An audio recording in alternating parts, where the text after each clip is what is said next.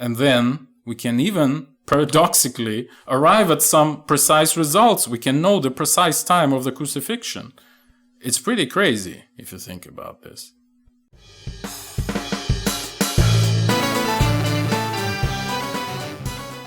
Greetings, this is Eugene the Philosopher, the greatest living philosopher after the unfortunate passing of Quentin Robert de Nameland, who has been the greatest living philosopher before me. Let's talk about some crazy ideas regarding biblical geography, specifically the geography of the New Testament. But before we come to this crazy idea itself, you can probably see that the video is very long. Let me preface this with some general considerations. So I would claim, this is my big claim, that I actually want to make a separate video about, but the claim is that the main problem of history, as I would call it, is the problem of dark ages. That is, what follows the collapse of the Roman Empire and how do we arrive at modernity, roughly speaking, 17th century. So what lies in between the 3rd and 17th century, roughly speaking.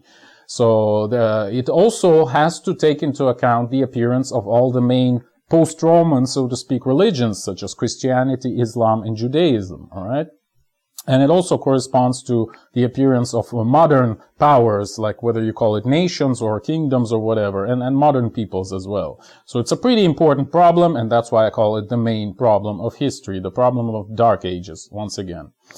So in these last, let's put it this way, roughly 6 or 5 at the very least centuries, what we've dealt with were at least 3 waves of big propaganda, I would claim. The first was religious propaganda, then we've had anti-religious propaganda, and then we've had nationalistic propaganda, alright? Actually, one might claim there were several waves in each of these segments, right? And what we end up with, as a result of this cross-sloshing of these waves, is a sea of lies and deception, essentially. A chaos, internal contradictions, and a general confusion, you might say.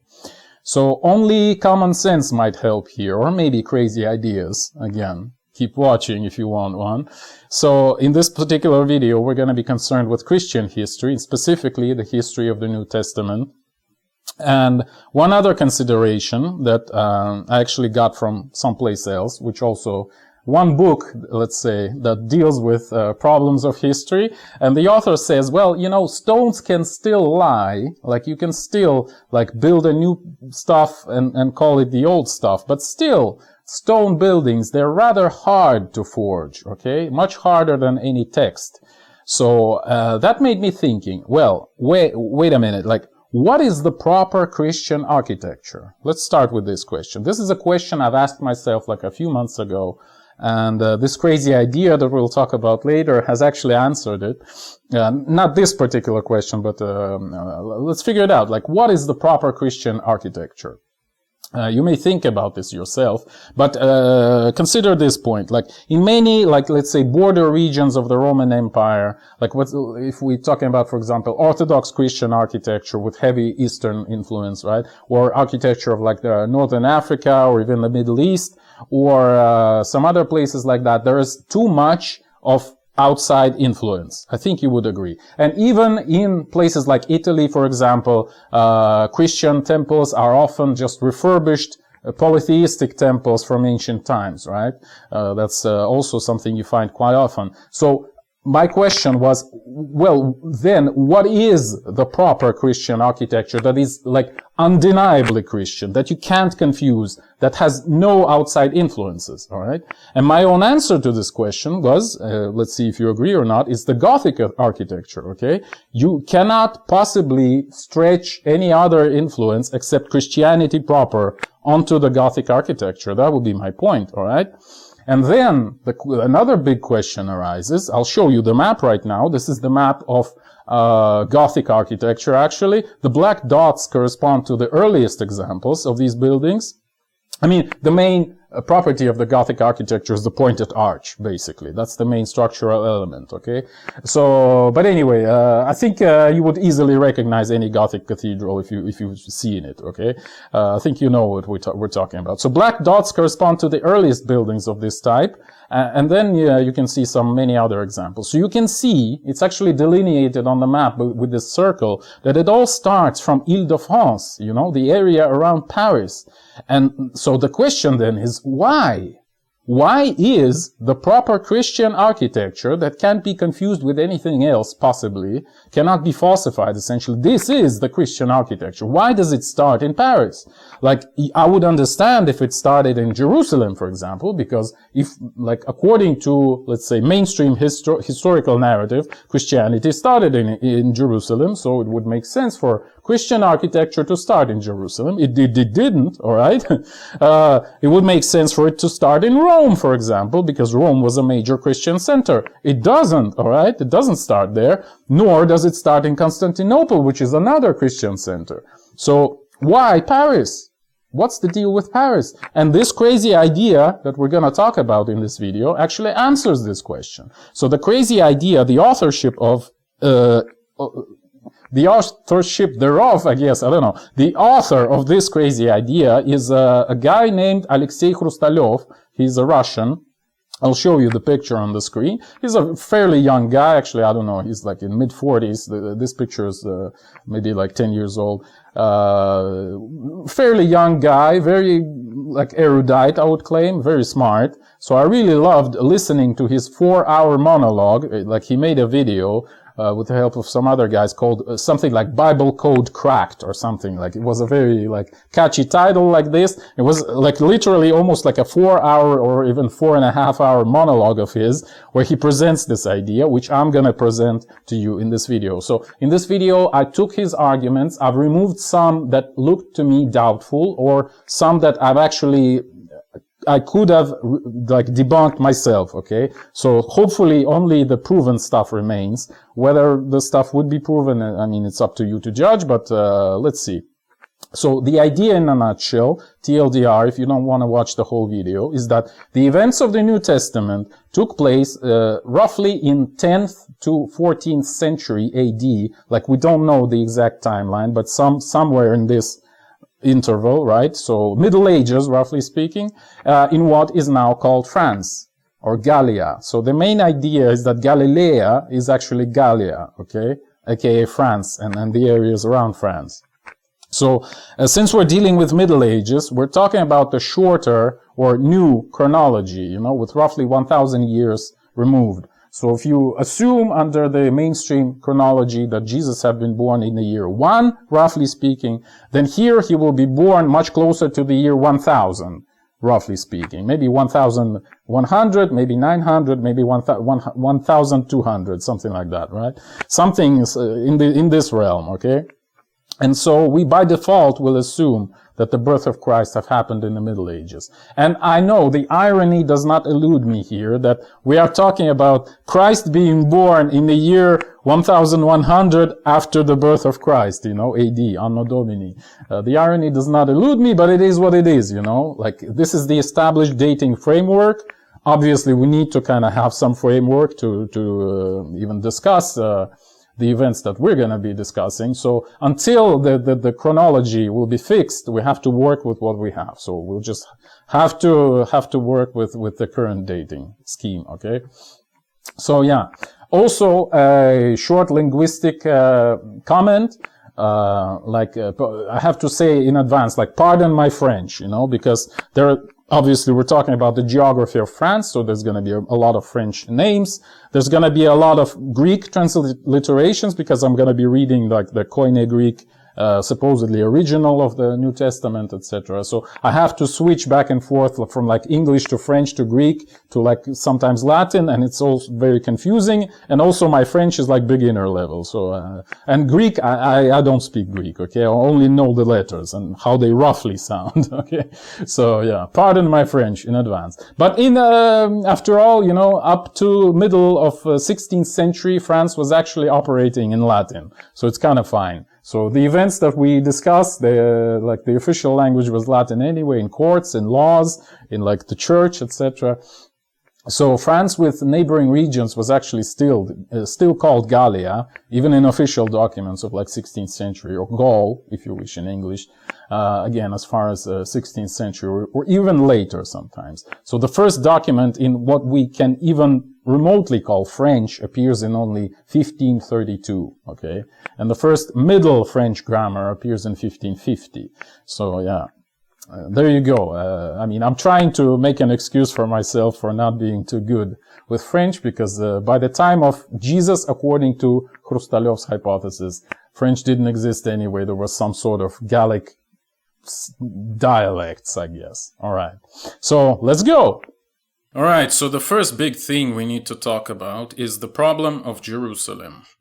You see, the Roman province of Judea, which existed from roughly 63, actually not roughly, but supposedly exactly 63 BC up to 135 AD, which later was renamed Syria Palestina. It had its capital in Caesaria Maritima, which is supposedly, I mean, probably over here, right? And supposedly, again, Jerusalem was a very important city even back then. But why wouldn't the Romans make the capital in Jerusalem? I'm not even sure if you can see it, but here's the Jerusalem, okay? And here's Caesarea Maritima. So, very strange. That's one very strange thing. Another very strange thing is that Roman historians only mention Jerusalem in passing. For example, I've read Livius, Titus, I guess, Livy, or whatever you say it in English.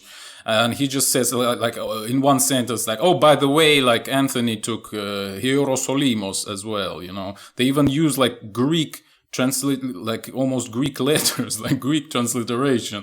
It's almost like Romans didn't even have a name for this city. They just used the Greek name, Hierosolimos, right?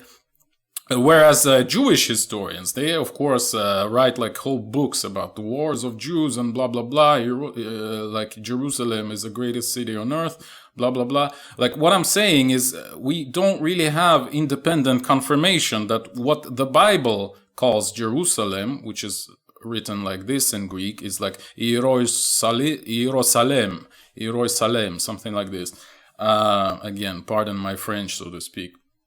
Like why are we saying that the modern Jerusalem is what the Bible calls Jerusalem? Like, where does the modern name even come from is a good question. Like Arabs, for example, call the modern Jerusalem Al-Quds, right?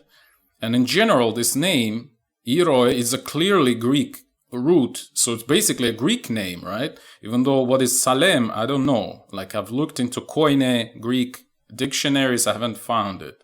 Okay, so some people say it might be translated as like a holy peace. So Iroi is like a higher or holy.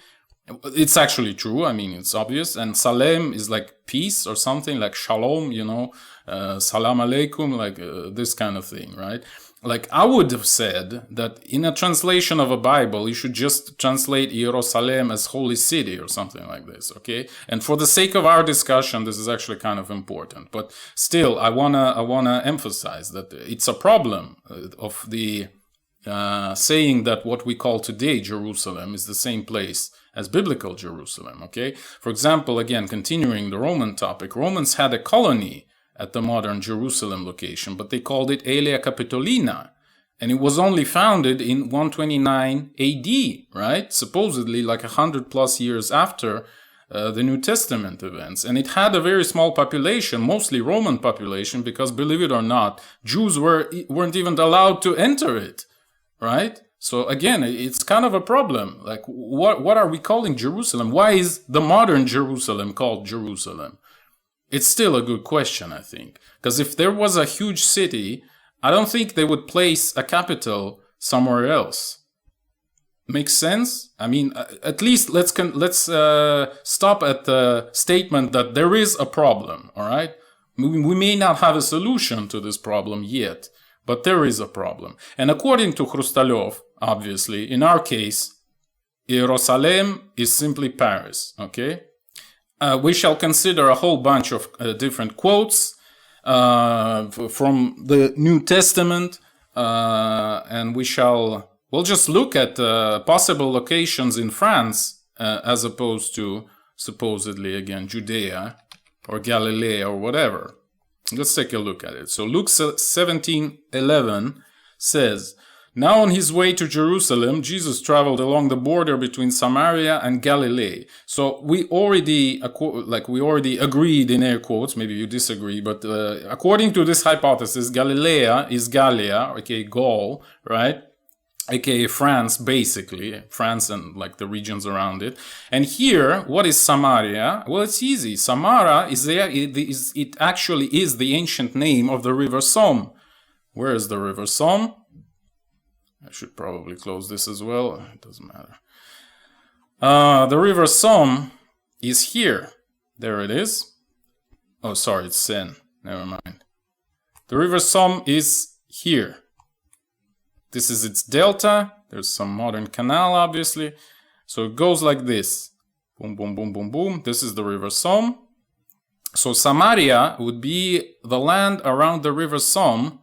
So when we talk about like good Samaritans or something like this, it's people around the Samaria, the area around the river Somme. For example, the modern city of Amiens, this one, it had the, actually, let me close this.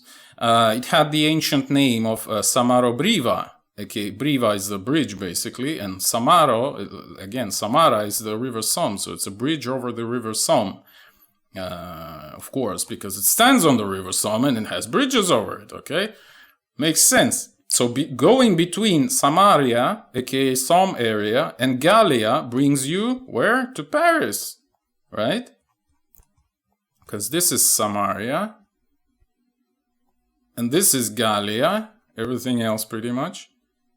And we get to Paris, like if we go between Samaria and Gallia, we get to Paris. Maybe we went like this. It's even more believable, right? Or maybe like this. We get to Paris. Then John 1:46 says, Nazareth, can anything good come from there, sorry. Nathanael asked. So what is Nazareth? It's, according to this hypothesis, it's Saint Nazaire. It's over here. It's, I mean, right now, there are big, like, shipbuilding stuff over there, but back in the Middle Ages, it was a small fishing village, essentially. A small fishing village where this Loire River meets the ocean, essentially, right? And by the way, comment about all of these names that I've checked whether they could be like sort of misattributed in the sense that they could be later names after the biblical events. But as far as I could see, none of them are, all right? So all of them are sort of independent of biblical events. Like in particular, Saint Nazaire is called in honor of Saint Nazarius, like whoever it was. But it has no relevance to Jesus whatsoever, or New Testament for that matter, okay? Or maybe only like tangential relevance. But it's not because of Nazareth, basically. That's what I'm saying. So yeah, it's a fishing village. There's a huge port of Nantes right nearby, this one, right? So we can understand from this how the family of Jesus, they were carpenters. And the Christians were considered to be fishermen, right? We have a fishing village. We have docks of Nantes and later Saint Nazaire itself, right? There's a lot of places to do carpentry and fishing. I think you would agree. Probably not a lot of places to do carpentry and fishing here in the middle of the desert, where there's maybe like some small streams or something, right? Okay. And speaking about the desert, you might say, well, New Testament talks about the desert quite a lot, right? How does it fit into a French narrative? But the problem is, it doesn't. Like, I've looked, I haven't found any mentions of the desert whatsoever in the New Testament, I repeat. For example, there is this segment where they talk about Jesus being tempted by the devil in the wilderness. Yes, but the wilderness and the desert are very different things. I think you would agree. Okay?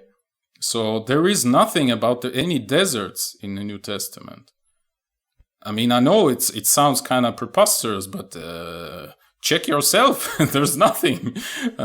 Maybe you'll find something, then post it in the comments or something. I haven't found anything. All right.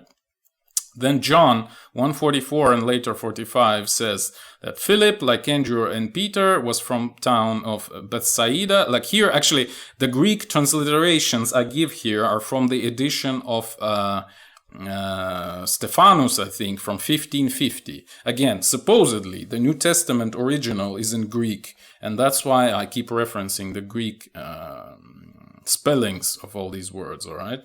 So Bethsaida, it's actually Bethsaida, yeah, it's something like this. It's pretty accurate, actually.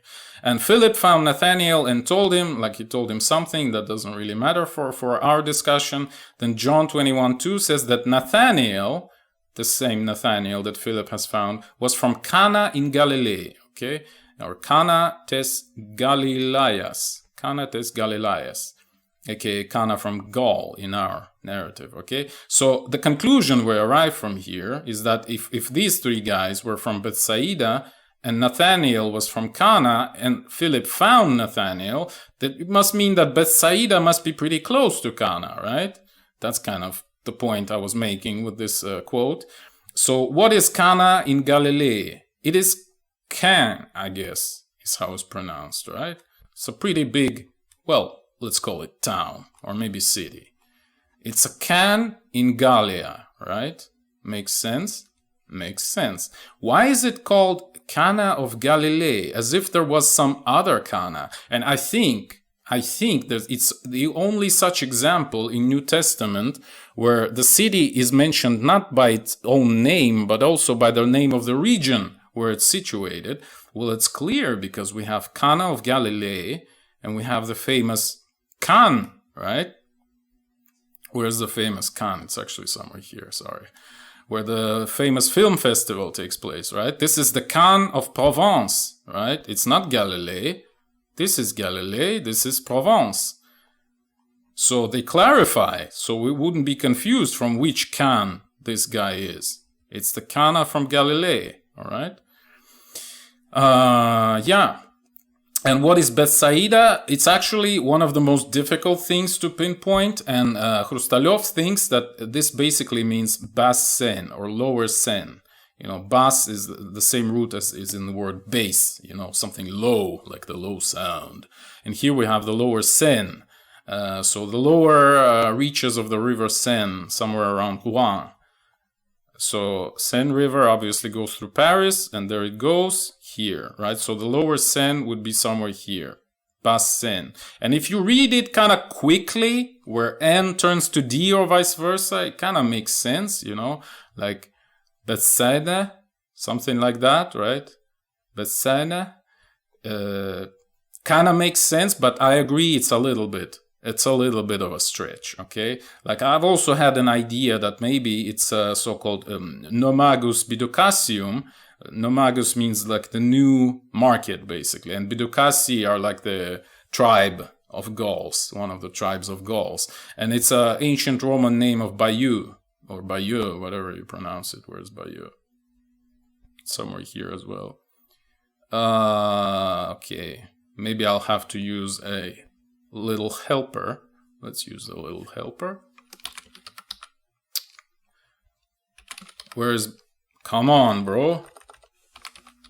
Show me Bayeux. Yeah. There we go. So whether it is Bayeux or whether it is Basse, it's kind of the same thing, really. I mean, it's literally the same region. So two versions exist. This is my version. This is Hrustalev's version. They're a bit of a stretch both, but still kind of makes sense if you consider everything else. Let's consider Luke 24:13. Now that same day, two of them were going to a village called Emmaus, again, the Greek Emmaus, something like this, about 7 miles from Jerusalem. So Hrustalёv says that Emmaus is me, but I think it's too far because, let's take a look. He thinks this me is Emmaus, and like, you see, this is 7.5, so 7 miles is like 11 kilometers. And here is much more than 11. It's more like 40 kilometers, right? So I thought, like, if this was the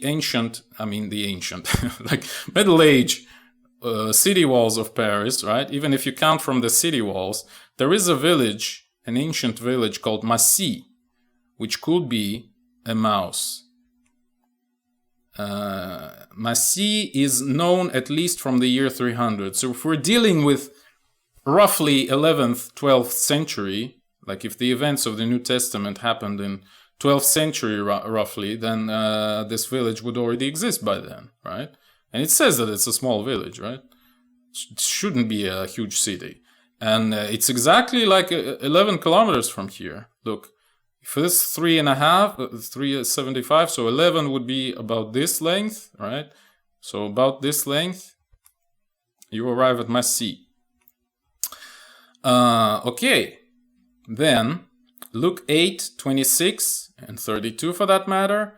It's the famous story of the demons being transferred from the guy who was possessed into the herd of pigs, okay?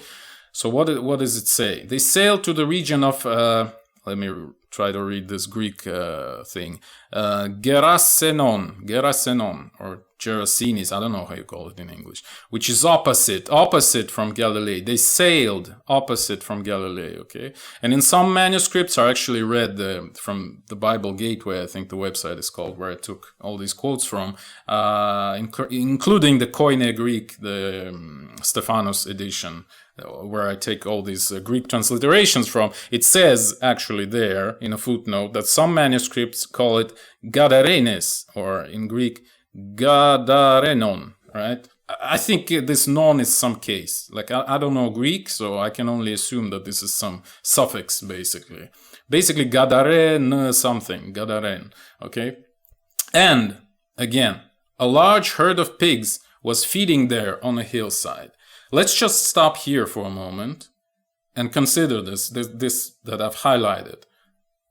Imagine Palestine and a large herd of pigs feeding on a hillside. In Palestine, large, it's not one pig, one random pig, a large herd of pigs in Palestine, I repeat. Think about this. Think about this again. Then think about this some more. I'm not going to comment on this, okay? If that makes sense or not. So, what is this Gerasenon? What is Gadarenon?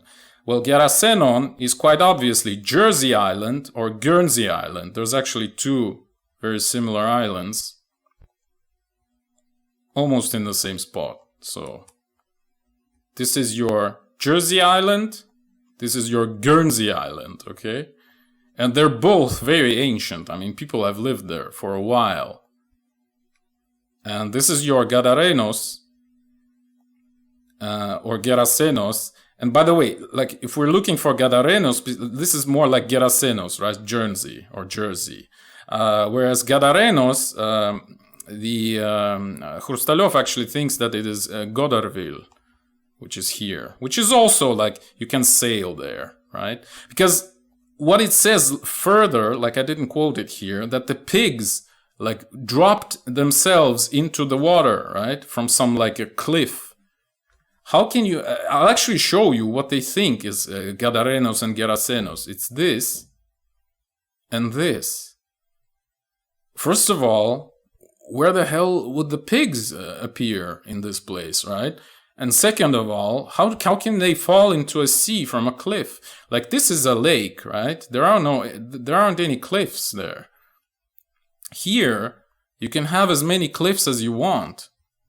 Like it's the same geology as the famous cliffs of Dover, you know? Where is Dover?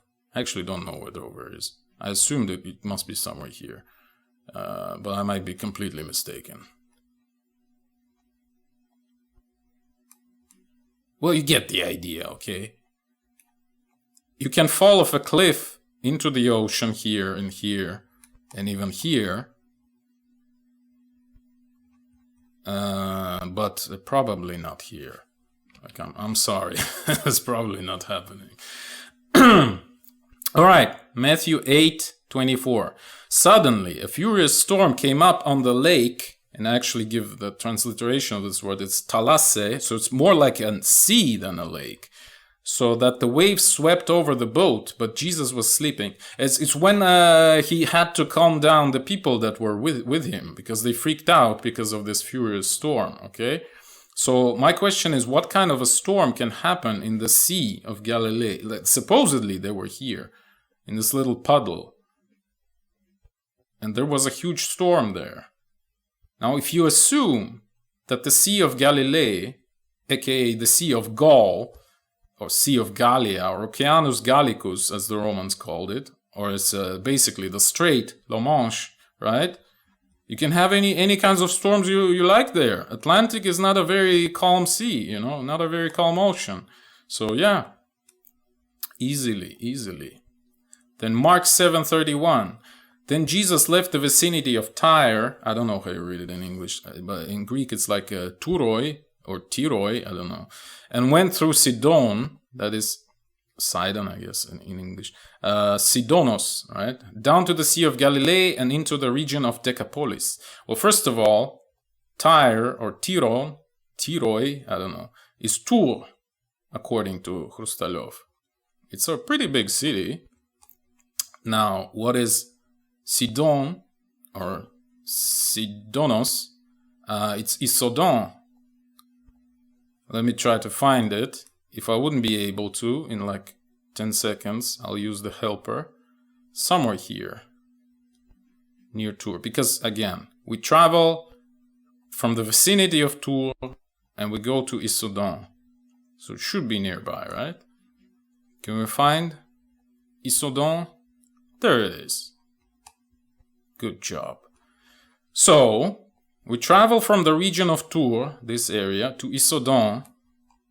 Now, keep in mind, of course, it's a very small town, right? But, a lot of years have passed, right? The relative sizes of places have changed significantly with, the Renaissance, the Industrial Revolution, the post-industrial stuff, etc., etc. So, it's no wonder these cities may have various sizes, let's put it this way. So, we leave the vicinity of Tours, we go to Issoudun, and then where we go?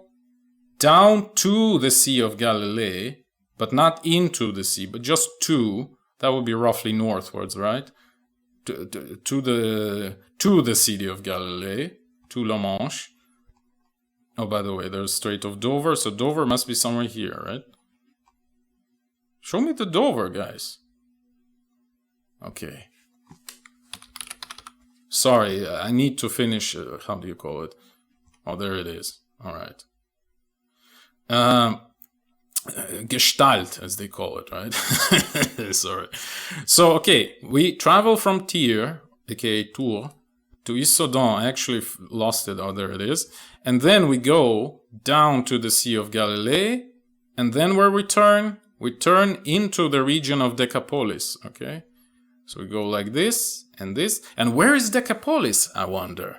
Well, let's take a look. We assume in biblical, supposedly in modern day interpretation of New Testament, this is called Decapolis, all right? Decapolis is 10 cities. Can you find at least one big city here? I can't. It's the middle of the desert. Like, if anything, you would find 10 cities somewhere here. It would make sense. I mean, it's the sea, like there's trade, there's all kinds of stuff to do. Or maybe here, along the river, right?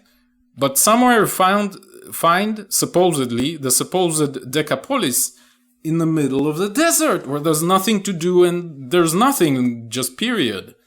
It's a very strange situation. However, if we assume that we're dealing with Gaul, aka France, there is a Decapolis.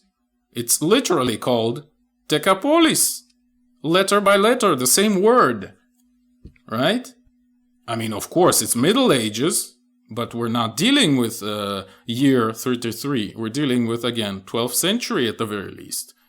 Or maybe more, like, again, the question of chronology still stands. But anyway, where has it been, actually? Let's take a look. Alsace, all right, Colmar, Haguenau. Actually, the French version has the map. Let's take a look. So we have Mulhouse. Oh, it doesn't have it here. Mulhouse at the south. And Landau in the north, and it kind of spans the whole Alsace, basically on the banks of Rhine River. Okay, so Mulhouse through Landau. Let's try to find it. Where is it? Mulhouse. Colmar was also a member. Where's Landau? There it is. Landau in der Pfalz. So Mulhouse through Landau, it's here. This is the Decapolis. It's actual 10 cities, well documented. It's not a fantasy in the middle of a desert. It's not a mirage, you know? Or how do you call it in English? Yeah. There you go. So, let's read it again. Left the vicinity of Tours, we go to Issoudun, down towards the sea, and into the region of Decapol, or Decapolis. So we go kind of like this. From Tours to Issoudun, somewhere here, then we go down to the sea, and then we turn towards the Decapolis. All right? Makes sense. Here, I don't know. I mean, the route itself is kind of fine, I guess. We travel from Tyre to Sidon, down to the Sea of Galilee, and into Decapolis. Unfortunately, there is no polis, you know, period. So take of it whatever you want. Then let's take a look at Matthew 11, 21, 23, and 24. Actually, here, like, Jesus kind of curses all these places. I'm not going to read it in full. We'll just read the name. So Chorazin, Bethsaida, we've already seen this. Then we have already mentioned Tyre and Sidon. We have Capernaum, actually mentioned at least a few times in the New Testament, right? So the Hrustalyov assumes that Chorazin is actually Quercy province. It's somewhere here. In Occitan language, it's called Carsan. So it's not very far from Chorazin or whatever. Actually, I didn't. I should have looked into the Greek transliteration. I didn't. Sorry. So it's somewhere here. I can actually. Oh, there it is. I've actually looked into it. So yeah, Carsan, as you can see. So it's to the north from the river Garonne. Let's try to find it on the map manually. Where is Garonne? It's somewhere here, right? This is Garonne. Should be. Is it? Yes. Loire Garonne. And there is. So Quercy is somewhere here, this region.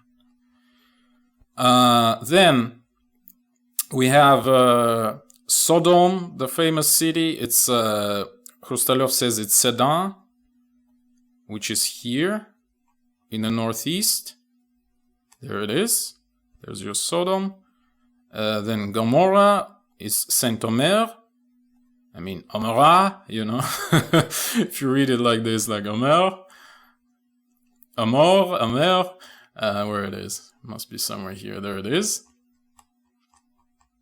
And a fun tidbit. I mean, of course, we're going into Old Testament a little bit here, right? But there's still a guy named Lot, right? The nephew of Abraham. And he lived in this cursed area.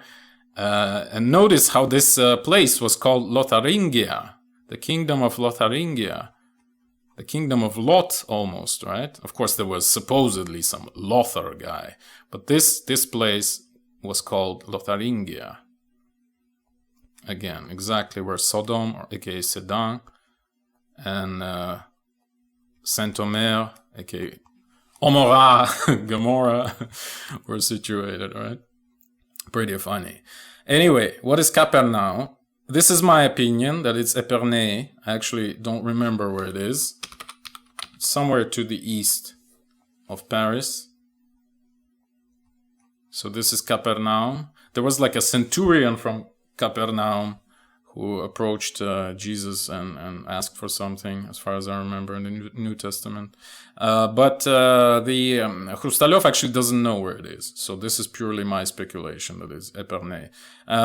He only says, well, you know, there's this wine, Cabernet, and this was my previous hypothesis, is that Cap actually means cape, you know, because there are many capes with proper names in France. So maybe there was some Cap Ernaum, but now I'm actually, I don't think this is correct. I think Epernay is a much better version, but still, I'll show you some caps so you would know this. For example, this is Cap de la Hague, right? There is Cap de la Chèvre, I guess, etc., etc. There are many places like this. So Capernaum kind of looked to me like the name of some cape, but it's probably not. It's probably Epernay. All right. And then just some assorted, again, from the Old Testament mostly, Hebron is, Hustalov thinks it's Quiberon, or Quiberon, like again, pardon my French. It's this place where I think, this is my opinion, is that it's actually Hebron. Let's find Hebron, where supposedly John the Baptist comes from. There's your Hebron. As you can see, again, it's the same region. Same region. Then Bethlehem, it's Belém. It's somewhere between Nazareth, aka Saint-Nazaire, and Jerusalem, aka Paris. Somewhere, like if you travel from Nazareth to Jerusalem, somewhere along the way, somewhere here, you will encounter Belém, aka Bethlehem.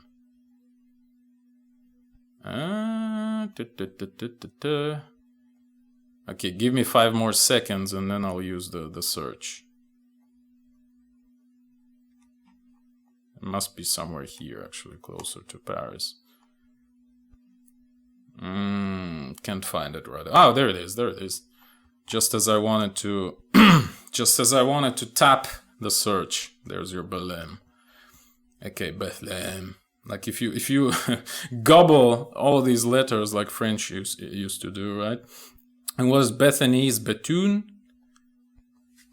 This one I'll search for right away. I actually remember roughly that it's roughly somewhere here, Bethune, but I can't like immediately find it, so maybe 3 seconds. 3, 2, 1. No, I can't find it, sorry. Bethune, France. There you go. It's actually farther north than I thought. Still the same region, as you can see.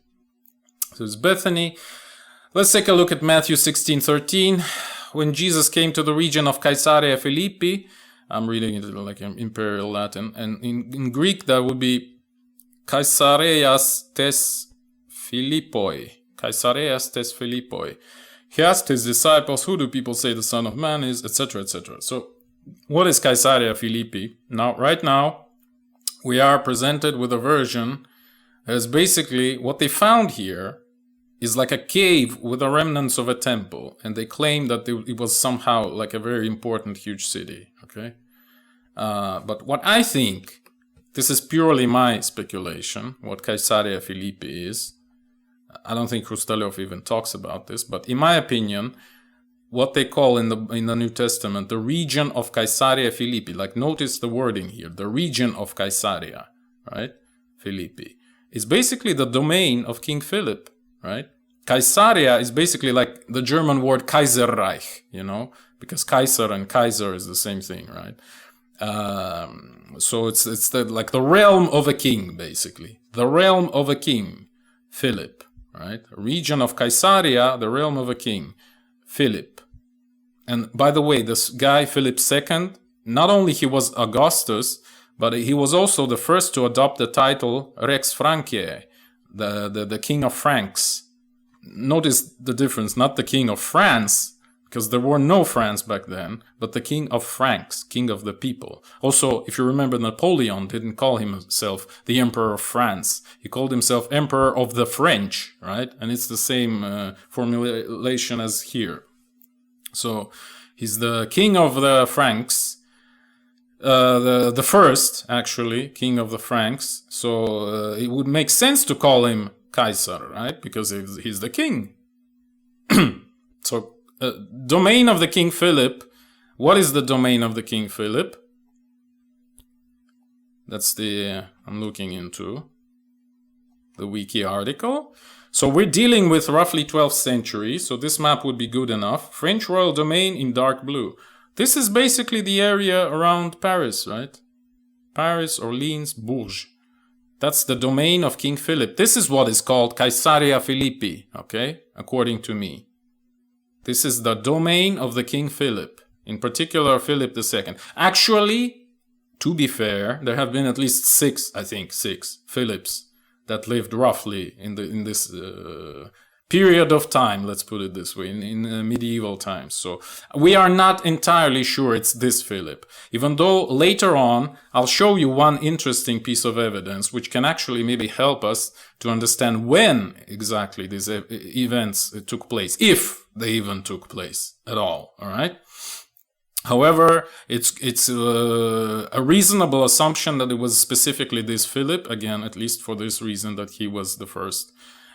Not only, of course, but he was the king, okay? And these are the years when he governed, so to speak. So, again, Caesaria Philippi is this area, roughly this area, right? Paris, Orleans, this sort of blob, and plus Bourges, small blob over here. So, when Jesus came to the domain of King Philip, he asked, blah, blah, blah. And then Matthew 16:18 tells us, "And I tell you that you are Peter, and on this rock, aka Peter, I will build my church." It's obvious game of words. I mean, that's a pretty famous quote, right? Because the guy he's talking about to is actually Simon. He calls him Peter, right? So we kind of transition with the help of this quote. Well, first of all, we talked about Caesaria Philippi, and second of all, we arrive to Jerusalem, right? We arrive to the realm of, to the domain of the king. By the way, King Philip II, the same guy, was the first, I think, who placed his residence right inside Paris here, in the Palais, the palace, right? He moved his treasury there, he moved his court there, most importantly, right? So he basically was the first to govern his realm from Paris. Also pretty important, I think. All right, so this was my way of transitioning into talking about Jerusalem, aka Paris specifically, okay? So Peter, we build our church on the stone, right? And a funny anecdote that you may not be aware of is that the Society of Jesus, aka Jesuits, was actually founded in Paris. It's not a Spanish society, it's a French society. It was founded on Montmartre in 1534 at St. Peter's Church. Again, we build our church on the Peter, right? There is a St. Peter's Church on Montmartre, and they actually vowed, the first Jesuits, like Loyola and his brothers in faith, they vowed to go to Jerusalem or Rome to start the society. And they went to Paris. That's very interesting, right? I mean, why are they saying we're going to Jerusalem or Rome, but they go to Paris? Maybe because Paris is Jerusalem. That's a thing to consider. And why Montmartre? Why do they start the Society of Jesus on Montmartre specifically? Well, it's because, according to Hrustalév, Calvary, aka Golgotha, is Montmartre. Because what Montmartre means, it's literally the mountain of a martyr. And who is the martyr, in our culture? It's Jesus, all right?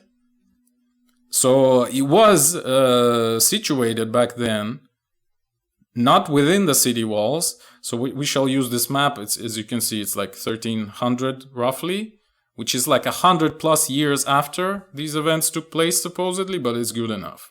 Okay, so Montmartre would be somewhere there. Like in modern Paris, there it is. There is this Basilica of Sacré-Cœur, but it's actually a new church. It's like 19th century. But St. Peter's Church is actually somewhere here as well. But it's much smaller. Where is it? I'm not sure I will be able to find it, but it's like it's a hill, okay? And like again, the old city walls, they are here roughly. This is the old Paris. So Montmartre was well beyond the city walls, again, as the New Testament says, right? Where is St. Peter? Maybe I'll actually cut the video. Let me try to find it.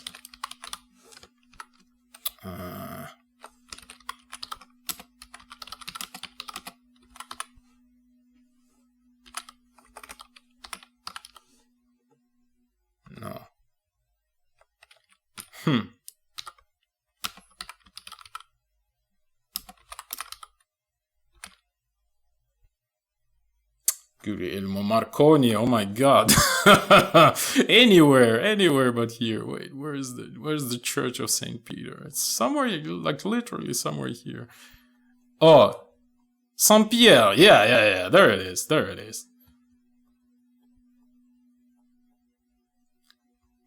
It must be it. All right. Maybe let's take a look at satellite. Yeah, it's this small church of St. Peter on Montmartre, the mountain of the martyr. All right. Then we can answer the question, like, who are the Pharisaioi? Pharisees. It's the Parisians, right? Parisii. It's the Pharisees. These pesky, annoying people. It's the city dwellers of Paris. And by the way, like, cities back then in Middle Ages, they were full of like racially mixed, occupationally mixed people. There were all kinds of people there, right? And in Paris, the New Testament calls them just Pharisaioi, right? Pharisees, Parisians. And then Notre Dame de Paris, where the construction began in 1163, roughly before King Philip came into power, right?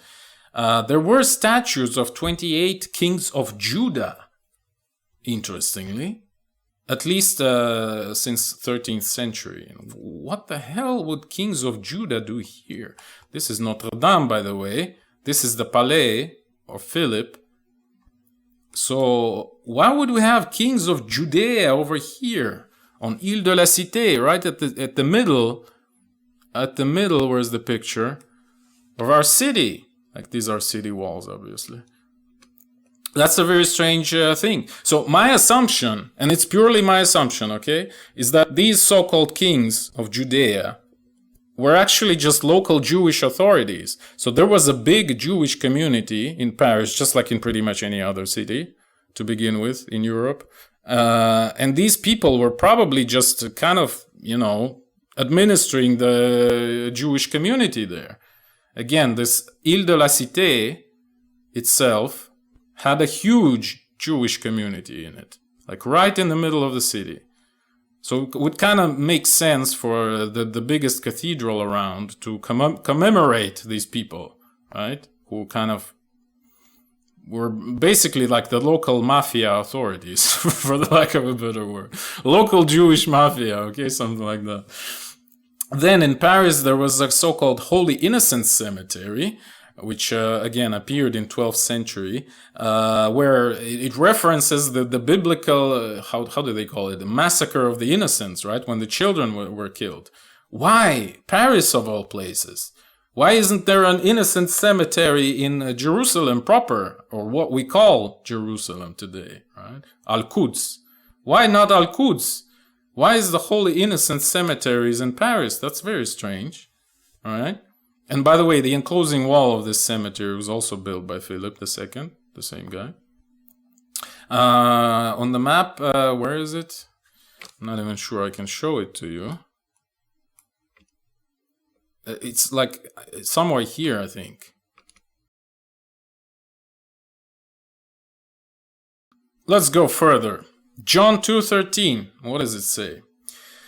When it was almost time for the Jewish Passover, Jesus went up to Jerusalem. Okay. In the temple courts, he found people selling cattle, sheep and doves, and others sitting at tables exchanging money. So he made a whip out of cords and blah, blah, blah, and he drove money changers, overturned their tables. To those who sold doves, he said, "Get this out of here. Stop turning my Father's house into a market." People exchanging money in temple courts. Which temple? What are we even talking about? This is so weird. Unless you realize that there's a whole temple district in Paris. Quartier du Temple. It's a pretty big piece of Paris. Again, look at this. This is temple district. Rue du Temple, Le Temple, Culture du Temple. So here, people came with their cattle, People were exchanging money. People were doing all kinds of things. And Jesus came here and said, GTFO, boys and girls. I don't want you here, okay? And by the way, and like, who are the money changers in this case? Who were around Le Temple? Can you guess? It was Templars. Templars are famous for being one of the first bankers, right? Money changers. Templars. Temple. Exchanging money. It's literally like the headquarters of the Templier, the Templar order. It's here. And by the way, you know that there was an old temple, we may add, of Solomon, or we may not add, we just call it Old Temple. And there was also a new temple in the Bible, right? And sure enough, there is Vieux Temple, built in like 12th century. And there's also Villeneuve du Temple, like the new temple, right? So in this Quartier du Temple, the district of the temple, you see, there was a fort since 12th century, the old temple, Vieux Temple. And there's also Villeneuve du Temple, like the new city of Temple, the temple. So yeah, there you go. So this is the old one with this tower. On this map, it would be this. This is the tower. So on this picture, we're looking from here, like from upper left to the bottom right. So we see the tower on the left. This is it. And this quarter is here. See the Rue de Grand Chantier, or whatever it's read. This is it. Rue de Grand Chartier or Chantier, I can't read, sorry. And here, Rue du Temple, Rue de Grand Chartier, Rue du Temple, Rue de Grand Chartier, and there's the old temple here and the new temple here, right? There's your mystery of the missing temple of Solomon. The old temple, there it is. The new temple, there it is. Money changers in the temple. These are Templars. The bankers, right? That's who Jesus drove out. Okay, so let's go further. So at some point, Saint Lazarus of Bethany becomes the bishop of Kition, and supposedly it's somewhere far away. Like the Lazarus is the guy who Jesus resurrected, okay, supposedly. He becomes the bishop of somewhere in Cyprus, somewhere really, really far away. However, Hrustalév thinks that Kition just means Île de la Cité, the one that we've seen, the island of city. It's the same word as Italian città, or again, like to think about city of London, right? It's just like a city within the city, so to speak. Or ghetto. By the way, why did the Jews live here? Because it's a city, it's a ghetto, the città, or the Russian word Kitai, which actually means China, by the way. And in Moscow, there's actually Kitai Gorod, like literally China city, so to speak. But it's literally cité, like a city, so to speak, right? So if this guy that was resurrected by Jesus became bishop at some point, okay, for some time, the bishop of Cité, it would kind of make sense, right? That's kind of the heart of Jerusalem, where also most of the Jews lived. Anyway, so yeah, Parisian Cité was a major Jewish quarter as early as 5th century. And there was also, by the way, the Île aux Juifs and Île des Templiers, I guess, the island of Jews or island of, Templars. It's this, you see, Île des Juifs. But then when they built what they call the new bridge over here, they actually incorporated it into the Île de la Cité. So right now, it's within, like all these two small islands, they're like right here. Pont Neuf, the new bridge. Okay. What else? So Philip II, actually, yeah, we already talked about this, how he made the palace at Cité, his main residence. It's this big structure over here. This impressive babe. Okay, let's go further. All right, I've cut the video so I can make a search very quickly. And I've also looked into the Holy Innocents Cemetery, all right? So it was, as you can see, like it's no longer there, unfortunately. At least I can't see it here. But as you can see, cemetery was cleared at some point. But it was around, somewhere around here. Beaubourg. Well, more like here. Yeah. And let's take a look at coat of arms. So this is Nazareth, or Saint-Nazaire, right? Look, interesting, right?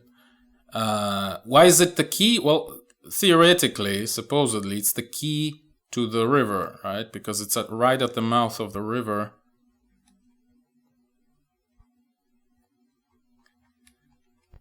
Loire, right? Right at the mouth of the river. And then Nantes, it also has the ship, very similar one, but much bigger, like this one. But it has like 3 masts. And coat of arms of Paris, look. It's very similar. The only problem with this, I mean, Hrustalév uses it as a compelling evidence that there's some connection between Saint-Nazaire and Paris. But Paris's coat of arms has been known since at least 1358. And Saint-Nazaire is a much later invention. So this is not really an argument. But the coat of arms of Nantes, which is also a ship, but with 3 masts, otherwise it's very similar, is 1514. So you may make some sort of a stretch. But I haven't found any mentions of coat of arms of Saint-Nazaire before 1687. So take it with a grain of salt. I wouldn't consider it as any sort of an argument. Okay. Let's talk about various assorted arguments. So Pontius Pilate, right? Interestingly, he was born in France, even officially, in Lyon or Vienne. Why is that? Let me close this, actually. We'll get to this. That's interesting, right? So he was born somewhere here, Lugdunum, right? Lyon, or even Vienne. I actually cannot find it, but it's somewhere very close. I don't remember whether it's to the north or to the south. Let's use the magical web search.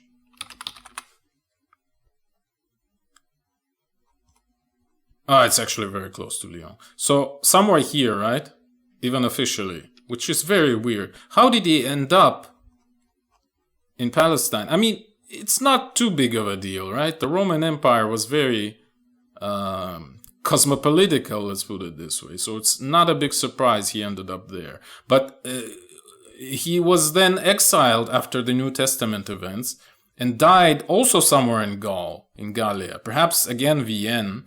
Like some sources say, it's all like apocryphal / legendary sources, right? Some say he died on Mount Pilatus in Switzerland. That's why it's called Mount Pilatus, right? Some interesting legends out there.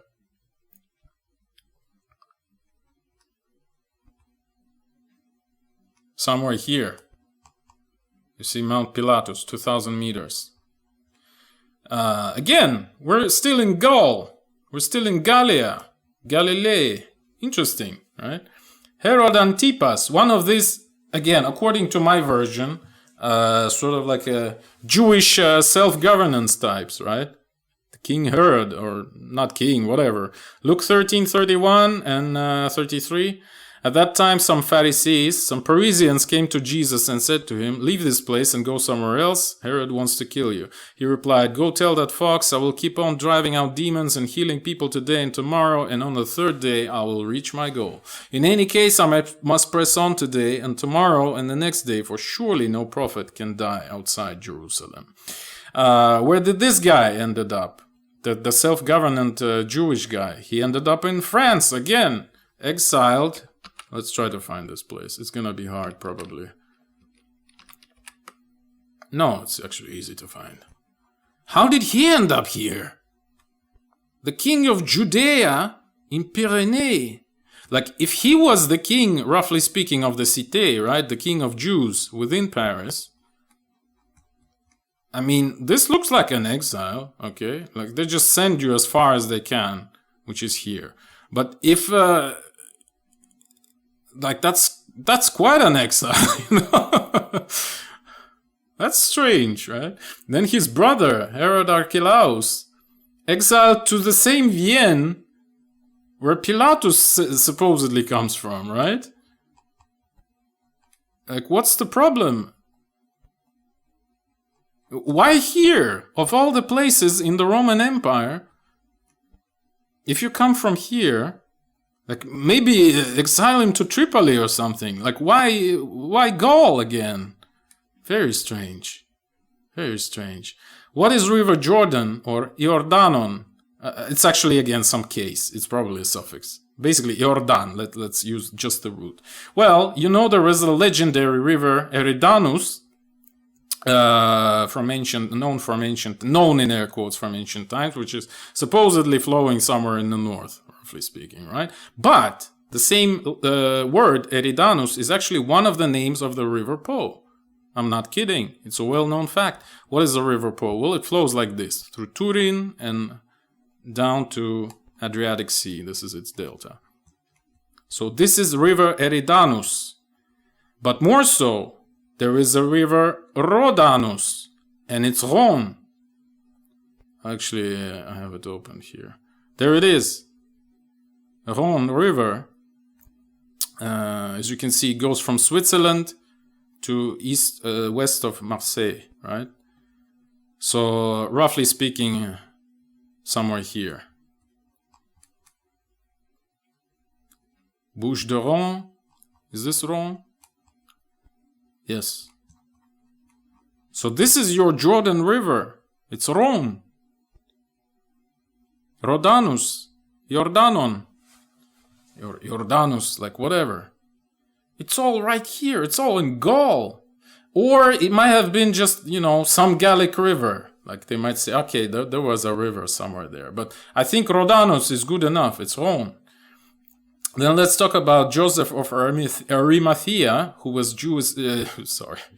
Jesus' uncle. So according to legend, and I emphasize this because we have no text says about this, at least New Testament doesn't. So according to legend, he also traveled to Gaul with the Apostle Philip. Why?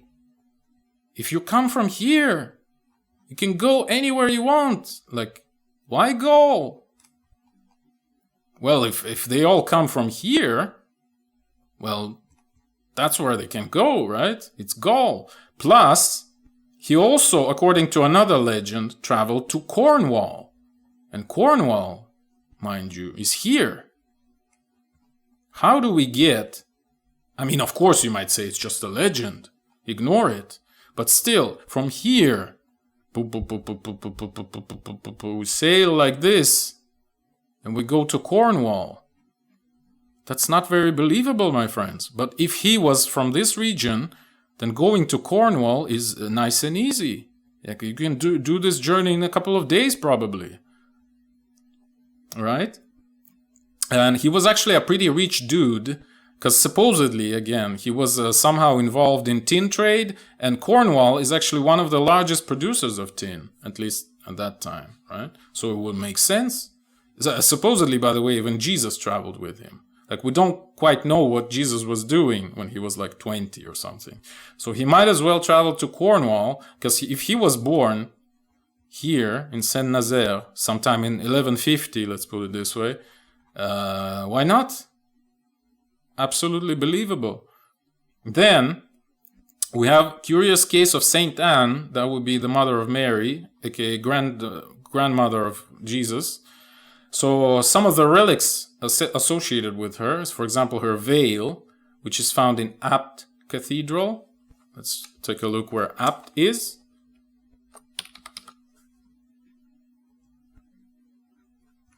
Interestingly, it's also France. Huh. Saint Anne, grandmother of Jesus, born in Nazareth, somewhere here. Oh, there it is. Nice. Good. Her remains travel all the way and end up here. Very interesting. Then we have a curious case of the cult of Saint Anne in Brittany, of all places. What is Brittany? Well, it's France. This is Brittany. Okay. For example, they have this place. I'm not even going to try to pronounce it. with like a big cult. Again, Saint Anne, right?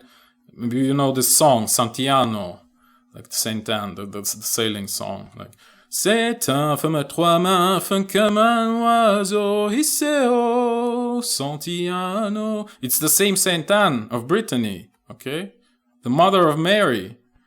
Then we have Basilica of, again, Saint Anne de Beaupré. Can I find it? I'm kind of interested myself. It's Canada. Come on. No. Okay, never mind. But it's also in Brittany. And according to legend, she was even born there in Brittany. I'll probably attach this link so you can read it if you wish. I'm not gonna read it, all right? But it's just like a retelling of the same legend. And generally, legends of Anne and Joachim, who's Joachim, I don't know how you read it in English, it's the father of Mary, so parents of Mary, right? They were compiled around 1260 by this guy, Jacobus de Voragine, like whatever, whichever accent you prefer. But then the Council of Trent, when they started standardizing Christianity, after Jesuits have already came into power, right?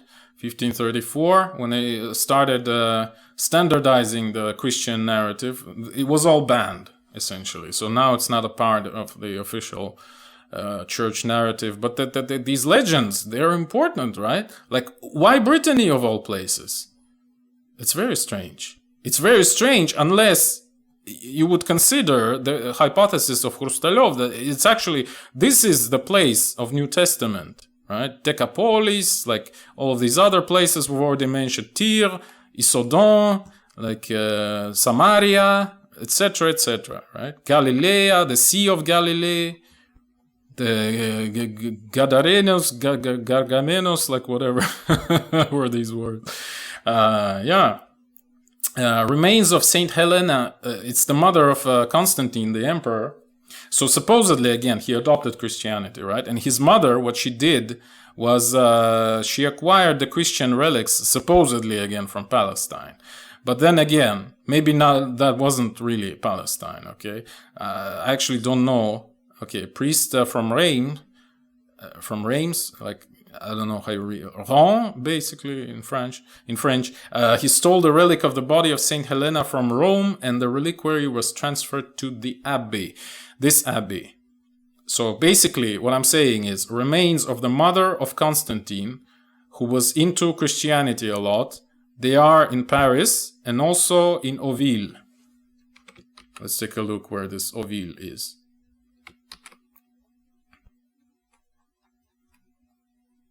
Very close to Capernaum, right? Epernay. And this is Reims. I don't know how you read it. Reims. Let's call it Reims. So yeah. And by the way, both Helena and Constantine, the emperor, they lived in Trier, or Augusta Treverorum, as Romans called it. Out of all places, right? Where is Trier? Somewhere here. It's not very big. There it is. So this was the residence of the Roman emperor, who was a Christian, by the way. Why? Maybe because Christianity is here? Maybe that's how Helena acquired these relics? She just traveled to Paris? Or she traveled from Trier all the way here? I don't know. Good question. Think about this. Then we have Saint Lazarus, and supposedly it's the different Lazarus, not the one we talked about already. So they call him Saint Lazarus of A, or whatever, however you pronounce it, A, I guess. Saint Lazarus of A. His remains are in Autun and Marseille. Again, France, both. Where is Autun? It's in the south, right? Autun. No, it's not in the south. But Marseille is, okay? And we know, but why are we thinking, supposedly, again, officially, it's a different Lazarus. Why? Because the true Lazarus, they would tell you, he was somewhere in Cyprus, right? in Kition, right? But if Kition is Cité, then it makes sense that his remains would end up somewhere in France as well, right? In particular, in Autun and Marseille. And mind you, the actual Lazarus preached with Mary Magdalene in Marseille. So again, it would make sense, first of all, that his remains would end up in Marseille. And secondly, like, you have to ask a question, how is the guy from Palestine ended up preaching in Marseille? Like, what language did he talk even? Like, ask yourself this question. Aramaic to these barbarians? I mean, there are so many questions, I don't even know where to begin. And let's talk about Magdalene, right? Who is Mary Magdalene? Well, this is the transcription. Maria e Kaloimene Magdalene, right? Maria e Kalomene Magdalene. So Mary Magdalene. This Kalomene is basically like who is called. Maria, who is called Magdalene. So her tomb, you already guessed it, is also in France, in Saint-Maximin de la... just Saint-Maximin la Sainte-Baume. Let's take a look. It's also in the south, right? Why? Well, she preached in Marseille with Saint Lazarus, so it would make sense for her tomb to be somewhere here. So it was discovered in 1279. Take a look at all these dates, by the way. We've already discussed how 12th century seems to be the place to go. Seems to be the time to go, rather, right? Where King Philip reigned. Anyway. What is Magdalene? Where she comes from? Well, Magdeburg, maybe. Or maybe Magdala. Both places are in Germany. Let's take a look. Well, Magdeburg is easily findable, easily lookable. Well, first of all, Burg is just a suffix, right? It's just a city, Magde city, like a big city, right? Kind of Burgus Magnus, so to speak, big city. So it would make sense for somebody from Magdeburg to call themselves, I'm Magdalene, right? I'm from Magde, the city of Magde, Magdeburg. Or there's actually a town called Magdala, somewhere between Weimar and Jena. Where is it? Weimar, Jena. There it is, Magdala. Mary Magdalene. From Magdeburg or Magdala, pick your poison. Doesn't really matter, it's very close, right? It's all the same realm. It's also Gaul. It's all Gallia. Alright, let's talk about relics. And again, like these dates, they're all kind of provisional. Like some of them differ with what you usually see in the literature, but I tried to pick the most realistic one when it was the first mentioned or suddenly found or brought from the Holy Land, all of this in air quotes, obviously. So there is Sudarium of Oviedo, which is sometime in 12th century. It's being held in Oviedo. So Sudarium is a piece of cloth supposedly wrapped around Jesus' head after he died. So it's in Oviedo, which is again very close. There it is. There's your Oviedo. Then, again, note the date. Then we have Blood of Christ appearing sometime in 1200s. It's in Bruges, in Belgium. Where's our Bruges? Come on, map, load quicker. There's your Bruges. Again, it's in Gaul, right? Then we have Head of John the Baptist, 1206 roughly. It's in Amiens, we've already seen. In Samaria, right? Then we have Aachen relics. This is, I think, when I write it like this, I meant that when the cathedral was built, right? So quite obviously, the relics couldn't appear there before the cathedral was built. So it's this time or later. So St. Mary's cloak, Christ's cloths, John the Baptist's cloth, Christ's loincloth. Where's Aachen? Somewhere close, right? There it is. It's the same area. It's all Gaul.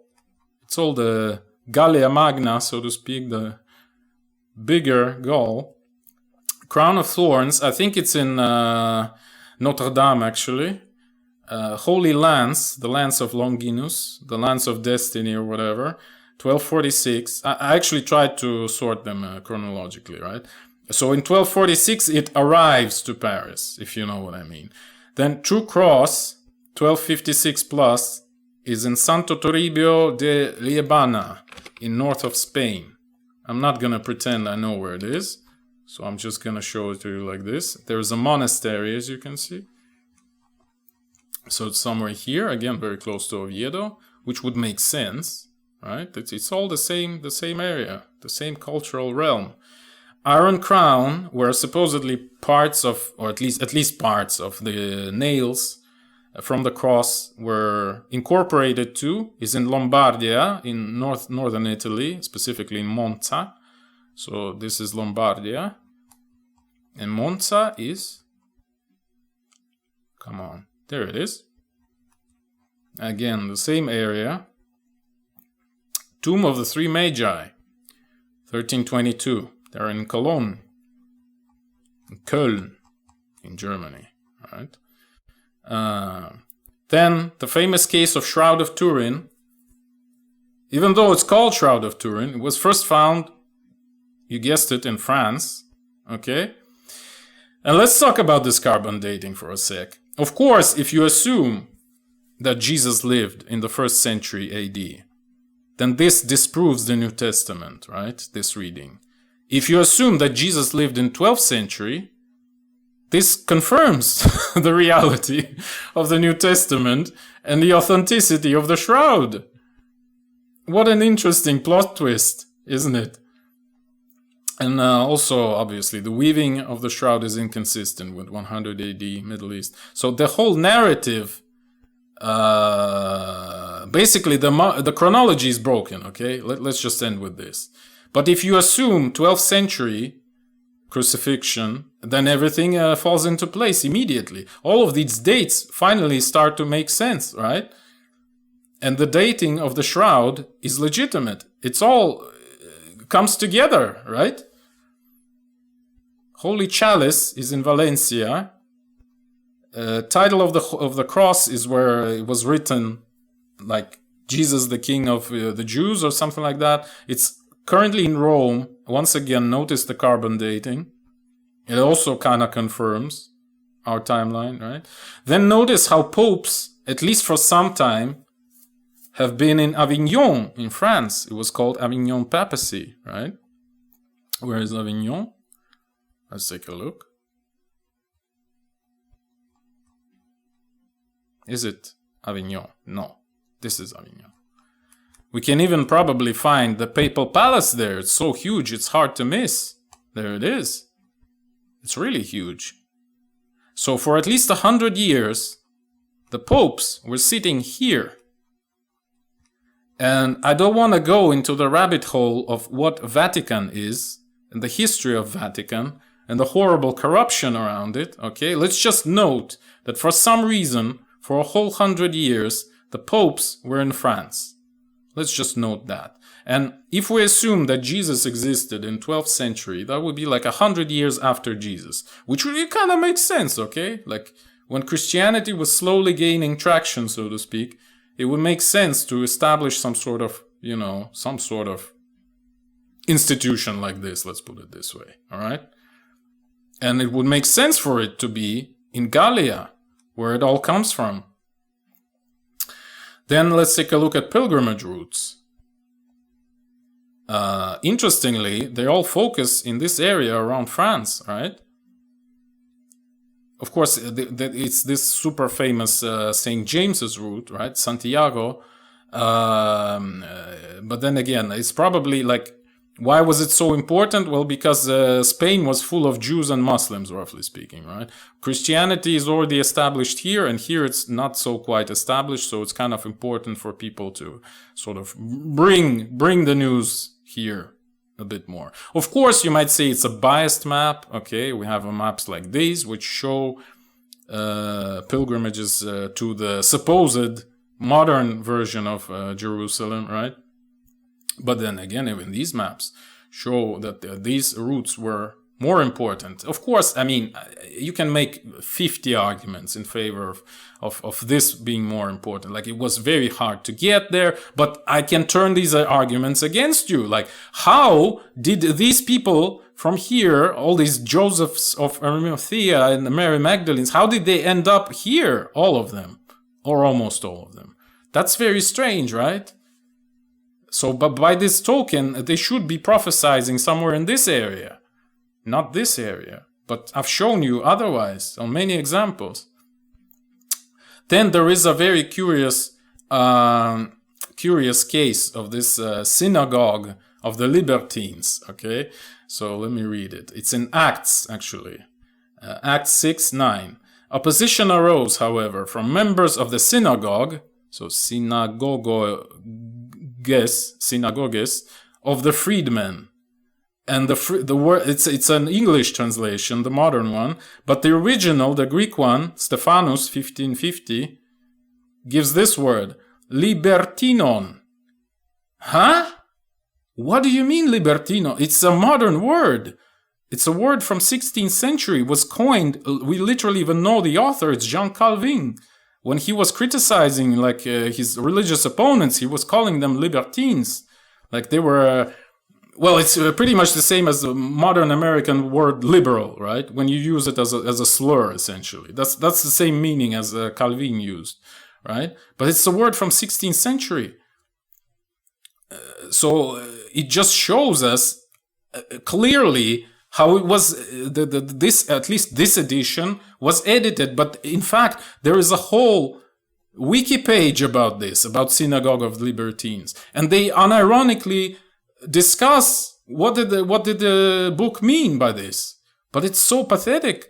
I mean, we know it's a word from 16th century. What are you doing, guys? It just shows that whoever wrote this at least edited it, okay? At around this time, after Calvin at the very least, okay? Which again, considering this was the time when the Christianity became sort of canonicized, like the standardized version of Christianity was established. Again, remember the Council of Trent was the same time, literally the same years. So it's no wonder that the books have been heavily edited. Wherever, or whenever rather, the New Testament has been written, it has been heavily edited around these years. Like 1540s, 1560s roughly, okay? So Stephanus may have just taken this word, again, since Calvin used it in 46 and the edition of Stephanus is 50, he might have just used this word, right? But it's in other editions as well. You can see it. Again, look into this, well, how do you call it? Address, okay? Acts 6:9. Synagogue, by the way, is also a modern word. I mean, compared to the accepted timeline of the New Testament, which is, again, the 1st century or so, at least like a 3rd century, okay? But nobody said the word synagogue back then, okay? It's a word from Middle Ages or even further time. Again, time of Reformation or whatever.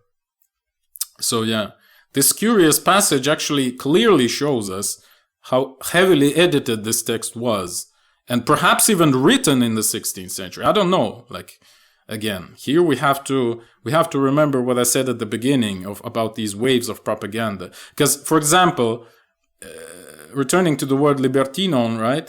If they wanted to say like a freedman, almost like a freeman from Dune, right? If they wanted to say like a freed slave or something like that, or freedom or liberty, they would say something like, you know, eleuteria or whatever it's read, eleuteria in Greek. But libertine is a very modern word, comparably, okay? Yeah. And the last thing I want to say with regards to that is the name Jesus, because one person actually in the comments to Hrustalov's monologue actually mentioned this curious thing that Jesus is kind of je suis, you know, in French, if you read it in French, even though, again, French only appeared in like 16th century, the earliest. But still, je suis, and isn't this, je suis means I am, and isn't this what Jesus kept saying, like, I am, you know, I am God, I am this, I am that? Like, je suis, it's kind of an interesting coincidence. Also, an interesting coincidence is that there is a Gallic god Jesus, which is quite a horrible god, honestly, if you read about him. Like, pretty horrible god, let's put it this way, who was hanging people from trees, among other things, speaking about crucifixion and stuff. So maybe this Jesus belief came before Christianity became canonicized. Like, I don't know, we can craft hypotheses, but it's a Gallic god. Notice that. It's not a Galilean god, all right? This all doesn't make sense as the place of the New Testament, my opinion. Hrustalov's hypothesis, all right? The final thing we shall end with, if we believe the New Testament, all right, what does it say? Is that there was probably an eclipse at crucifixion, right? Matthew 27:45 says, "From noon until 3 in the afternoon, darkness came over all the land." Mark 15:33, "At noon, darkness came over the whole land until 3 in the afternoon." Luke 23:44, "It was now about noon, and darkness came over the whole land until 3 in the afternoon, for the sun stopped shining." Okay. Well, now, if Jesus actually lived in 12th century Paris, we can just look at the eclipses in 12th century Paris. And there are 3 candidates which are found, which are plausible. That would be 1133, August the 2nd, 1185, May the 1st, and 1239, June 3rd. So if you believe, again, the New Testament's words that was around Easter, that the crucifixion happened, that would only leave this one probably, because August and June is too late for Easter, right? So the May 1st eclipse would be the best candidate. And it was visible from Paris, again. Take a look.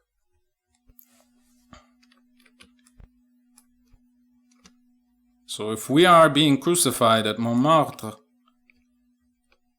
okay, Montmartre, partial eclipse begins 1307. This is UT time, but Paris is not far from London, longitudinal wise, so it basically is the same time in Paris.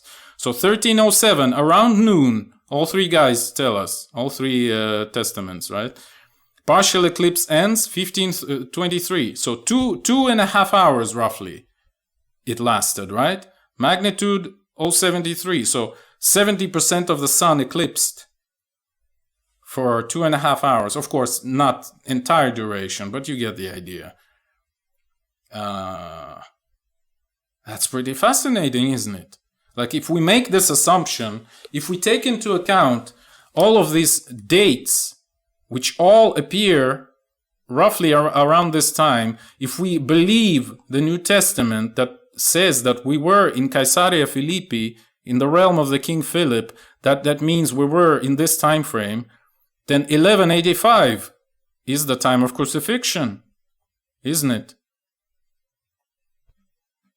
So paradoxically, this crazy hypothesis actually allows us, and by the way, you say, well, it's not Passover, it's May 1st, right? But, well, first of all, I don't know how to calculate Passover, and the websites I've looked into say there is some in April, but like in this year specifically, like one thing I want to mention as well is that this is a Gregorian calendar, right? But in Julian calendar, which was used at the time, the same day would be named April 24th. That's what I want to say. So this is closer to Passover, okay? And there is like some latent Passover, so to speak, in the Jewish calendar. So it's absolutely possible, in my opinion. So this crazy hypothesis seems to allow us to determine the precise time of crucifixion. And it's crazy if you think about this. It's kind of crazy. Of course, if we believe that the events are real. But I think Hrustalov's hypothesis gives a good idea of how it could have happened much more plausibly in Gallia, aka France, rather than some backwater province in some city which Romans never call by its present name, and never call by its biblical name, except in passing, like in Livy, if we just assume that Jerusalem is Paris, that's why Pharisees live there, right? Because it's Paris. And then we can even paradoxically arrive at some precise results. We can know the precise time of the crucifixion. It's pretty crazy if you think about this. Yeah. Well, how's that for a crazy idea, huh? Now, some of you may think, or maybe you are, a Christian believer that is offended by this idea, or you may think that some Christian believers would be offended by this idea, but I don't think so, actually. Well, first of all, if it does offend someone, that wasn't the goal, obviously. The goal was just to present another version of what had happened, okay? The goal was, if you wish, a philosophical one, or even a philosophical one. Remember what I said in my video, what philosophy is and isn't? Watch the description. The goal of philosophy is to make obvious things not obvious. So obviously, Jesus lived in the 1st century, obviously in modern day Israel, right? Well, not obviously, I'm sorry. As a philosopher, I have to ruin this for you, okay? I'm actually a philosopher, I'm not a philosopher, okay? Actually, like, if you ask me, this version that makes Jesus closer to us, if you wish, both temporally and even geographically and culturally, arguably, it makes the events of New Testament actually much more plausible. So I'm not a Christian, you know, at least I wouldn't qualify myself as such. I would more or less qualify myself as more like a Christian sympathizer, something like that. I think, like, if anything, this idea makes it much more plausible and much more believable. And like, maybe you would actually think, wait a sec, like, if it is true, if it is like 1185, just like I've shown you, like King Philip, like, wait a sec, maybe it's all real. And like, it's a completely different, you know, attitude towards the whole Testament thing, New Testament, right? Then some of you may say it is far-fetched. Well, it is to a degree, right? At least we're calling Paris Jerusalem for some reason, but then again, I've started from this, right? But just as far-fetched, I would claim, as the theory that modern Jerusalem, aka Al-Quds, is the Jerusalem of the Bible, of the New Testament, okay? Because again, like, when Suleiman the Magnificent in 16th century builds the walls around Jerusalem, by the way, there was only like 10,000 people living in Jerusalem, in Al-Quds, I mean, the modern Jerusalem, in 16th century. So he built the city walls. There were no city walls back then. He built the gates that they called the gates of Herod. And now everybody calls them the gates of Herod. Okay, we've discovered the gates of Herod, built in 16th century by Suleiman I, the Ottoman emperor. Fantastic, right? Or Sultan, like, what was the official title? Actually, Caesar, I think, was his official title, believe it or not. Or something to that effect. Anyway, or Franciscan monks build a 2-story house in 14th century, so 1300 something, and nowadays archaeologists say, hey, that's the building where Last Supper took place. Built in 14th century, by the way. Like, I mean, you tell me which version is more far-fetched. Like, millions of people are working and have been working in like the last, I don't know, 600 years, maybe more, at this hypothesis, let's put it this way, that the events of New Testament took place in modern-day Israel and Palestine and Lebanon or whatever. So it's no wonder that everyone assumes that they are correct. But if you start digging, it's very bad, pretty much everywhere. It's all been built very recently. Like, again, even in 19th century, so 1800s, again, 10,000 people living in Jerusalem. It's a wasteland. There's nothing there, okay? And now they find like a pile of 3 stones and say, hey, that's the Bethany. 4 stones, fantastic. That's Caesaria Philippi, right? 5 stones. Oh, it's Nazareth, obviously, right? That's how the legend of Jerusalem, the Palestinian one, was built pretty much. Again, just take a look yourself. Take a look yourself. And once again, returning to this idea of Hrustalyov, I believe that, well, if anything, it adds yet another reason for people to visit Paris, right? If we consider that Paris is the holy city, that Paris is Jerusalem, that's yet another reason to visit. Or read the Bible, which is never a bad thing, if you ask me, again. Regardless of what you think about this, regardless of what you believe, I don't think it's a bad book in itself, okay? There's a reason they call it the book, you know, the Biblos, the Bible, right? And there is a reason also, I believe, that France is the most visited country in the world, even right now, with like something like 80 million per year tourists, right? Maybe there is a reason for it. Maybe people intuitively, I know it's not a rational argument, what I'm saying right now, but still think about this. Maybe people intuitively kind of know that this is where the modern Christian civilization comes from. Think about this. The modern European civilization, you may say, in contrast, for example, to civilization of like Arabs, right, or civilization of, let's say, antiquity, which also kind of existed in Europe itself, etc. And also, not just people want to visit Paris, right? The artists specifically, like as Victor Hugo, the French writer, said, "Le peintre n'a pas de patrie que Paris." There is no home for an artist except Paris. Like, there's a reason that I think at least, okay? And this hypothesis is kind of the framework around which you can build such a narrative, that there is a reason that people who kind of feel those, you know, ephemeral, like, subtle tendencies, they all end up in Paris somehow. Somehow, okay? And by the way, again, returning to my question that I've asked at the very beginning, this hypothesis answers it. Like, why does proper Christian architecture, aka Gothic cathedrals, why does it spread from Paris, from Ile-de-France? That's the answer, because that's where Christianity began, alright?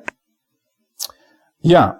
And as a PS, let's just repeat what I've said in one of my previous videos. I don't remember which one. Actually, I don't remember how it was called, but I think it was Coming Triumph of New Chronology, where I also elucidated upon this point of phantom time, etc. I'm going to link it in the description, obviously. So there I said that with the collapse of national states, all right, new chronology essentially will be accepted, because if you think about it, this epoch of dark ages and various myths that people inserted there during these waves of propaganda, right?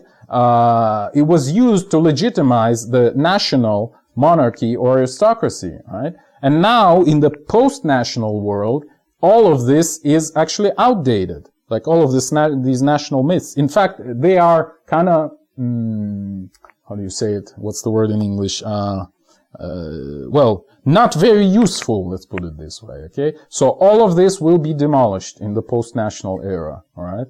So this is the basis of my thinking that the new chronology will be accepted eventually. However, speaking about this particular hypothesis, I do not think that it will take off, unless some miracle will happen, but I mean, who knows, all right? Because why do I think it's unlikely that it will take off? Because I think that Europe's expansion to North Africa and the Middle East basically needs some legitimization, and this legitimization cannot be built on the fact or on an idea, I guess, that Jesus lived in France. That would be very strange. If Jesus lived in Judea, in Middle East, then fine, it's absolutely fine. We come to Jesus, the Europeans will say, right? But if Jesus actually comes from France, it will be very weird, right? To sort of colonize the Middle East and North Africa and integrate them into the EU. How Europe will conquer the world or something, I've had a video with this name. I'm gonna link this, okay? Yeah. So this hypothesis virtually removes European pretense on these regions. So that's why it's probably not gonna take off. But who knows, again? Maybe it can be delivered under some other sauce. I don't know. I can't see the future after all. Thank you for watching. The eons are closing. If you wish to support me, please consider joining my Patreon. That is patreon.com/philosopher. See the link in the description. Or if you have a scientific theory of your own and you'd like my help in developing it, please join my alternative science coaching program, also available through Patreon.